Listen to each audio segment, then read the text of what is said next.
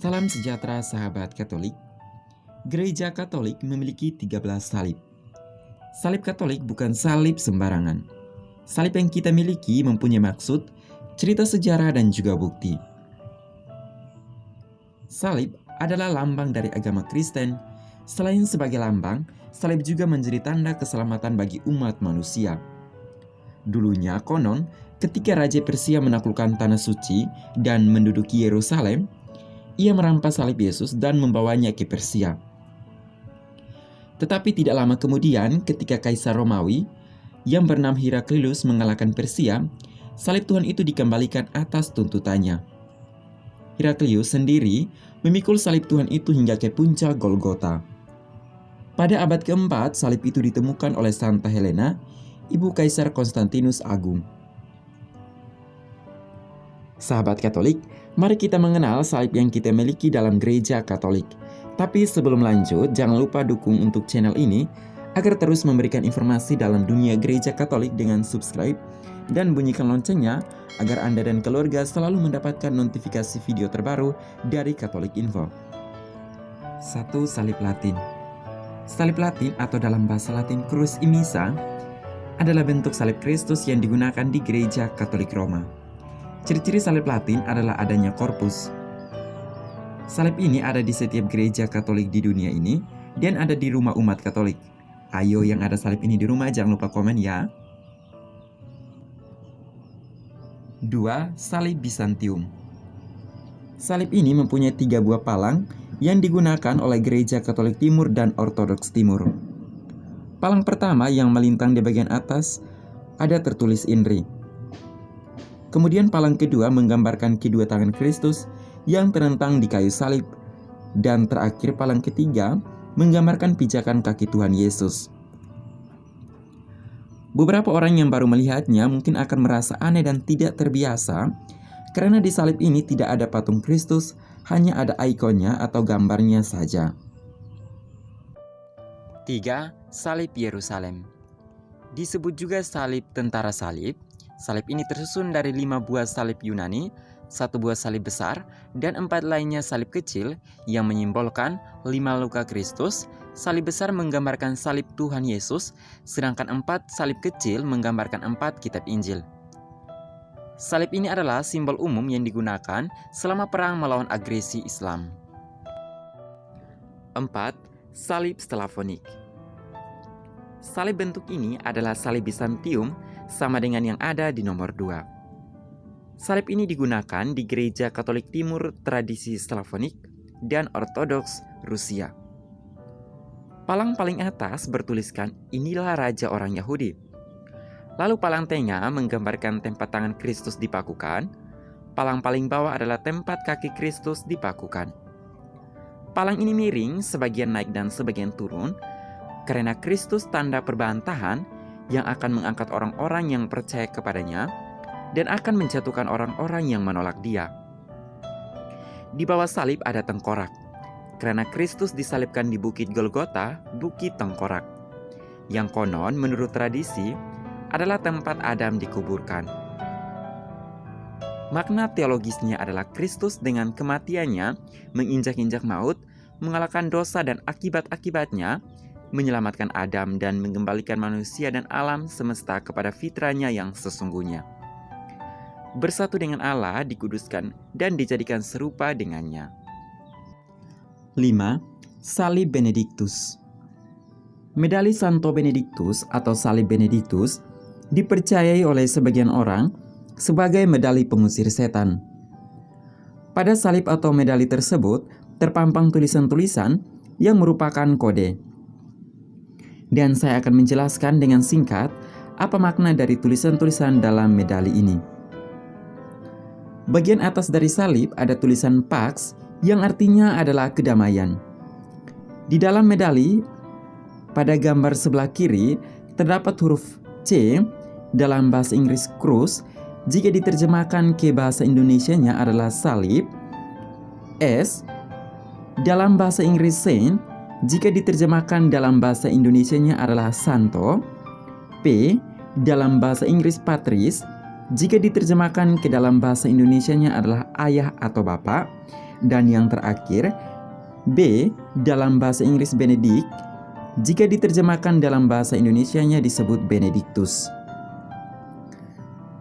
Kemudian di bagian salib terdapat tulisan CSSM, LND, SM, dan D.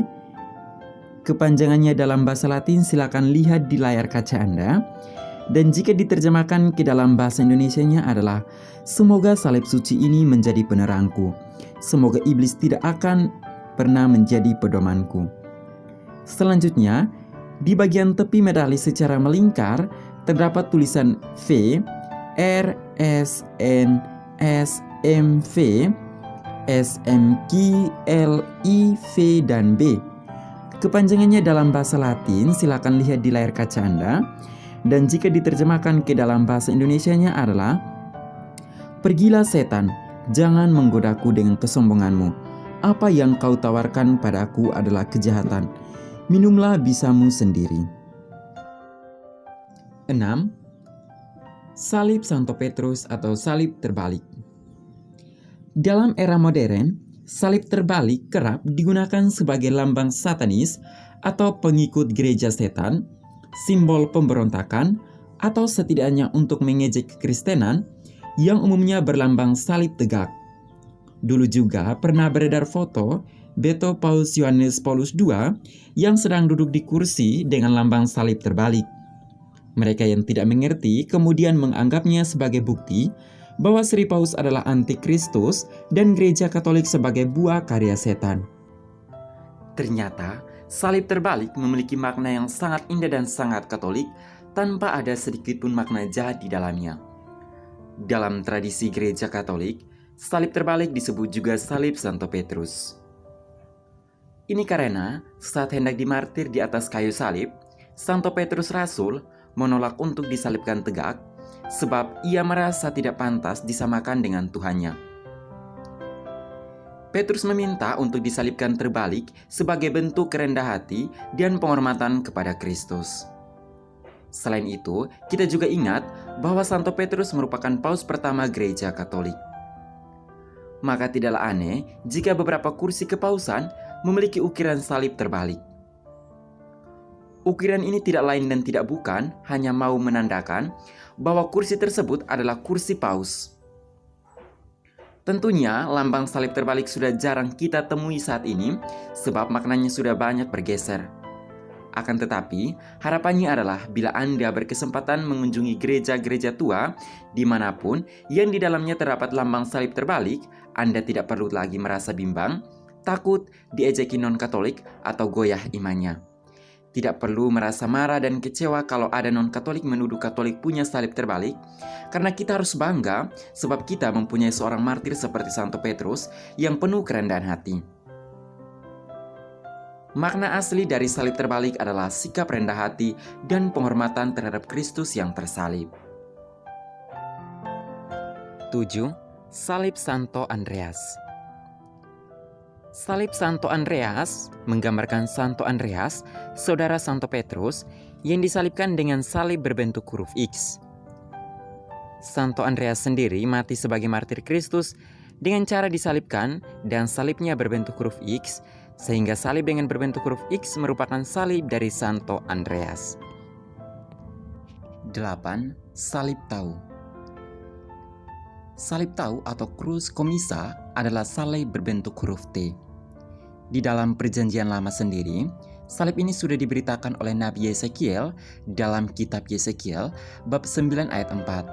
Firman Tuhan kepadanya, "Berjalanlah dari tengah-tengah kota, yaitu Yerusalem, dan tulislah huruf T atau Tau pada dahi orang-orang yang berkeluh kesah karena segala perbuatan-perbuatan keji yang dilakukan di sana." 9. Salib Kalvari. Salib Kalvari memiliki 3 tangga yang menggambarkan 3 kebajikan teologis, yaitu iman, harapan, dan juga kasih. 10. Salib Malta. Salib Malta biasanya digunakan oleh kesatria-kesatria Santo Yohanes atau kesatria dari Malta. 8 sudut pada salib ini menyimbolkan 8 sabda bahagia. 11. Salib Yunani. Salib Yunani atau Greek Cross adalah bentuk salib selanjutnya. Dulunya pengikut Kristus menggunakan salib ini untuk menyamarkan identitasnya. 12. Salib Penginjil. Salib Penginjil memiliki 4 tangga di bagian bawah yang menggambarkan 4 kitab Injil, yaitu Injil Matius, Injil Markus, Injil Lukas, dan Injil Yohanes. 13. Salib San Damiano. Salib San Damiano pada awalnya dibuat oleh seorang seniman dari Umbrian. Salib ini dinamakan salib San Damiano karena sang seniman menaruh pertama kali salib ini di gereja San Damiano di Assisi. Dan di hadapan salib inilah seorang santo yang berperan besar dalam dunia gereja Katolik, yaitu Santo Fransiskus dari Assisi bertobat. Demikian informasi 13 jenis salib yang digunakan di gereja Katolik. Sahabat Katolik, yang terpenting adalah bagaimana kita memaknai salib Kristus sebagai tanda keselamatan yang membebaskan kita dari dosa dan mengembalikan manusia dan alam semesta kepada fitrah yang sesungguhnya. Bersatu dengan Allah, dikuduskan dan dijadikan serupa dengannya merupakan misi dari Tuhan kita Yesus Kristus. Terima kasih sudah menonton. Jika ada saran atau masukan, silahkan tulis di kolom komentar. Jika ada ucapan kata yang salah, kami mohon maaf. Sampai jumpa, Tuhan memberkati.